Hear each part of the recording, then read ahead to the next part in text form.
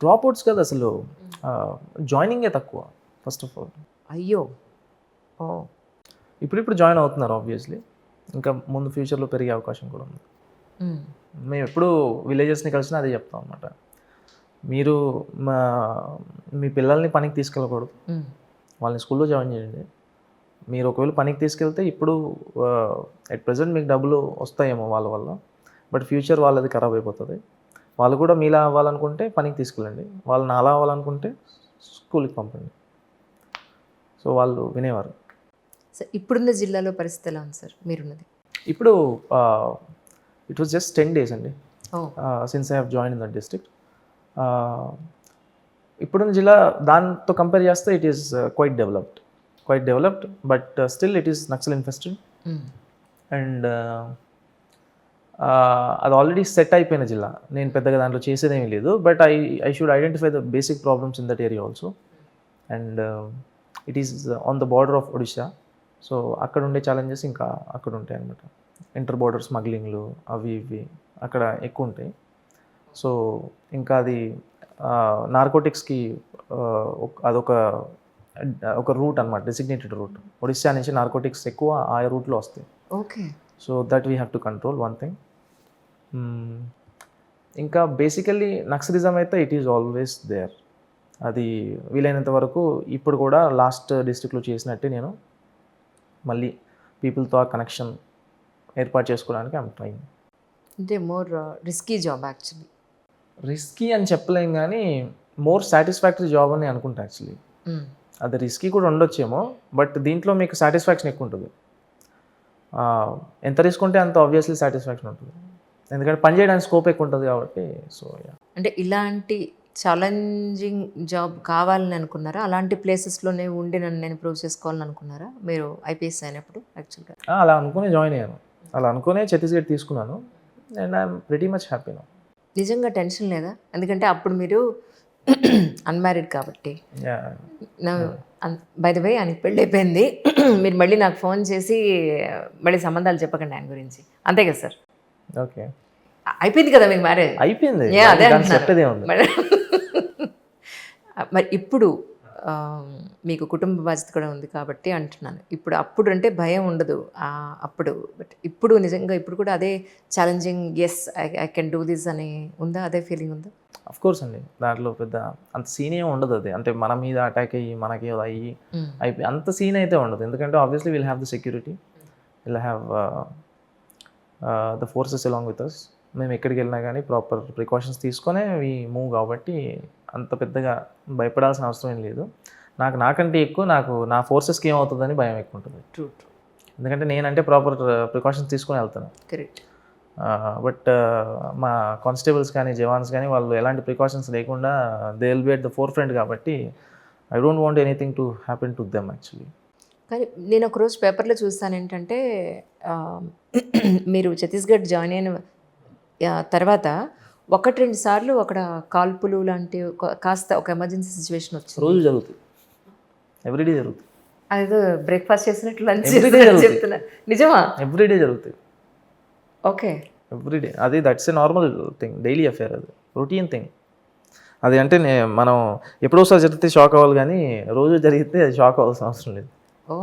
Naxals are there, okay, we are also there, we'll keep moving into the jungles frequently, so obviously encounters meant to happen.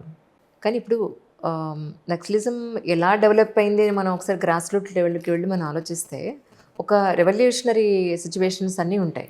So as of now మీరు వెళ్ళిన తర్వాత అలాంటి వ్యక్తుల్ని లేదా వాళ్ళ సానుభూతి పరుల్ని ఆ విలేజ్లో ఉన్న వాళ్ళని పిలిపించి మాట్లాడడం, లేదంటే మేము మీకు సపోర్ట్ చేయడానికే వచ్చాం ఫర్ ద బెటర్ లైఫ్ అని వాళ్ళని ఎడ్యుకేట్ చేసే ప్రయత్నంలో భాగంగా మీరు ఏమైనా ప్రయత్నాలు మొదలు పెట్టారా? డెఫినెట్లీ అండి, ఎందుకంటే ఇప్పుడు నక్సల్స్కి మెయిన్ వాళ్ళ బేసిక్ ఆర్మ్స్ ఏంటంటే మిలిషియా అని ఉంటారు, విలేజెస్లోనే ఉంటారు వాళ్ళు. వాళ్ళే బేసిక్ ఇన్ఫర్మేషన్ అంతా నక్సల్స్కి ఇస్తూ ఉంటారు. వాళ్ళని కట్ చేయగలిగితే they cannot do anything actually. కానీ ప్రాబ్లం ఎక్కడొస్తుందంటే వాళ్ళకు కూడా భయమే కదా, విలేజర్స్ కూడా ప్రాణభయం ఎవరికైనా ఉంటుంది 100% కదా. ఇప్పుడు వాళ్ళు కంప్లీట్గా మాకు సపోర్ట్ చేస్తే వాళ్ళు వచ్చి చంపేస్తే ప్రాబ్లం కదా. So we have to understand అక్కడ బేసిక్స్ ఎలా ఉన్నాయి ఏంటి, సిచ్యువేషన్ ఎలా ఉంది అర్థం చేసుకొని ఒక లిమిట్ దాటి ఏమి చేయలేము. మ్యాక్సిమం ట్రై చేయగలుగుతాం పర్సువేట్ చేయడానికి, ఏదో ఒకటి చేసి వాళ్ళకి ఏదో మనీ ఇచ్చో, అది ఇచ్చో, ఇది ఇచ్చో, మంచి ఎడ్యుకేషన్ ఇచ్చి. అందుకే మేము ఎప్పుడైనా అక్కడ ఆ ఏరియాస్లో అవర్ ఫస్ట్ 2 ప్రయారిటీస్ ఏంటంటే, ఒకటి టవర్స్, ఒకటి రోడ్స్. మొబైల్ టవర్స్ వస్తే మా కాంటాక్ట్ కనెక్ట్ పెరుగుతుంది పబ్లిక్ తోటి ఆబ్వియస్లీ.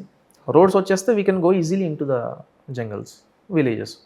వాళ్ళు కూడా వాళ్ళకి ఏ ప్రాబ్లమ్స్ ఉన్నా కానీ మాకు చెప్పుకోవడానికి they can easily come out of the jungles. Proper roads వేసి లేనప్పుడు వాళ్ళు ఎలా వస్తారు?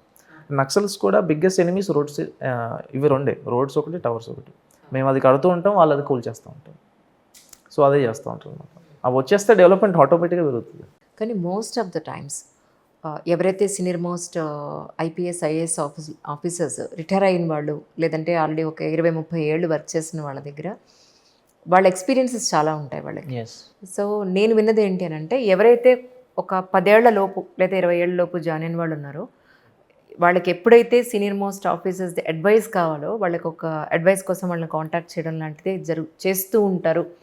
ఇలాంటి సిచ్యువేషన్లో ఎలా చేస్తే బాగుంటుంది, ఇలా మేము అనుకుంటున్నాం, ఇంతకు మించి బెటర్మెంట్ ఏదైనా మనం చేయొచ్చా అని. సో మీ జర్నీలో, ఈ 5-6 ఇయర్స్ జర్నీలో మీరు ఎప్పుడన్నా అలా చేయగలిగే అవకాశం దొరికిందా మీకు ఎప్పుడన్నా? అంటే సీనియర్స్ని కాంటాక్ట్ చేసి సజెషన్స్ అడిగే అవకాశం. ఆబ్వియస్లీ మా స్కాడర్లో కూడా చాలామంది ఉన్నారు ఛత్తీస్గఢ్లో సీనియర్ ఆఫీసర్స్. మాకు ఏది కావాలన్నా we can call them, we can ask them anything. ఏ టైంలో అయినా కాల్ చేయొచ్చు వాళ్ళకి. వాళ్ళు బ్యూటిఫుల్గా సజెషన్స్ ఇస్తూ ఉంటారు. ఎందుకంటే వాళ్ళకి ఎక్స్పీరియన్స్ మ్యాటర్స్ కదా ఇక్కడ. ఆబ్వియస్లీ వాళ్ళంత ఎక్స్పీరియన్స్ ఉంటారు. మేము చూసినాయని వాళ్ళు ఆల్రెడీ చూసేసి ఉంటారు. ఈ సిచ్యువేషన్లో నెక్స్ట్ ఏం జరగబోతుందో కూడా they predict. Exactly. So they can judge it better. అదనమాట. సో నాకు కూడా మా ఇమీడియట్ ఐజీ ఉంటారు, మా ఏడీజీ ఉంటారు. మాకు ఆల్రెడీ అక్కడ పనిచేసిన చాలామంది ఉంటారు. సో ప్రస్తుతానికి అక్కడ మీరు గుర్తించిన పాయింట్స్ అంటే సమస్యలు అంటే ఏం చెప్తారు సార్ రైట్ నా? ఇప్పుడు మీరు అంటే అదే అండి, డిస్టిక్కి మారుతూ ఉంటాయి. ముందున్న డిస్టిక్లో అయితే చాలా బేసిక్ ఫెసిలిటీస్ చాలా ఏవి ఉండేది కాదు. వాళ్ళు చాలా వాటిలో బ్యాక్వర్డ్ ఉండేవారు. హెల్త్లో అవ్వచ్చు, ఎడ్యుకేషన్ అవ్వచ్చు, ఇవన్నీ. అండ్ వాటిని అడ్రస్ చేయడానికి మేము ట్రై చేసాం. గవర్నమెంట్ కూడా మంచి మంచి స్కీమ్స్తో ట్రై చేస్తుంది. మా కాంట్రిబ్యూషన్ ఏదో మేము ఇచ్చాం.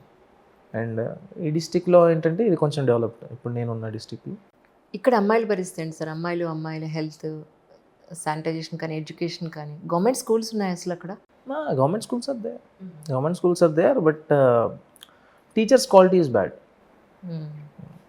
అదొకటి ప్రాబ్లం అక్కడ. ఎందుకంటే వాళ్ళు స్కూల్ ఎంత బ్యూటిఫుల్గా కట్టినా కానీ టీచర్ క్వాలిటీ బ్యాడ్ ఉన్నప్పుడు ఆబ్వియస్లీ అవుట్పుట్ అనేది సరిగా రాకపోవచ్చు. సో అదనమాట. టీచర్స్ కూడా అంత ఎడ్యుకేట్ అయ్యి ఉండరు కాబట్టి వాళ్ళు పిల్లలకు కూడా అంత ఎడ్యుకేట్ చేయడానికి వాళ్ళకి వీలవ్వదు. అదొకటి. అండ్ ఫస్ట్ టీచర్ క్వాలిటీ అనేది పెంచాలి. అది నేను అబ్జర్వ్ చేసిన థింగ్. ఇంకోటి ఏంటంటే అక్కడ మీరు అమ్మాయిల గురించి మాడితే సెక్స్ రేషియో అనేది చాలా బాగుంటుంది అక్కడ. ఇక్కడతో కంపేర్ చేస్తే అక్కడే బాగుంటుంది. ఓకే. అమ్మాయిలు ఎక్కువ ఉంటారు అబ్బాయిల కంటే. ట్రైబల్స్లో కూడా అమ్మాయిలకి చాలా రెస్పెక్ట్ ఇస్తారు ట్రైబల్ సొసైటీలో.